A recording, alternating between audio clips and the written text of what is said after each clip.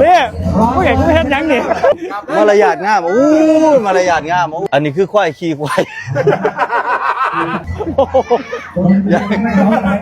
เล่ผู้ใหญ่ก็ไม่เห็นยังนี่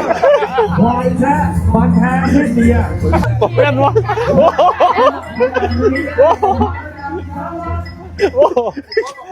เล่มารับดูเฮ้ยเฮ้ยงานยังไม่กลัวนี่พ่อผู้รักผู้ใหญ่เฮาต้องทำความเคารพเขา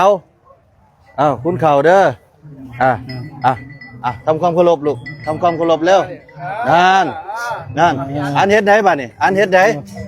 มารยาทงามอู้มารยาทงามอู้เอาตบหัวเนี่ยลูกหัวจักบาทเนี่ยดูเล่นี่เขาไม่ได้มาดูควายนะเขามาดูกูนะนี่พุ่นผมกับควายคือกันแหละครับเจ้ากับกล้วยคือหม่องใดมันน่าสิใหญ่ซ้ำกันละมั้ง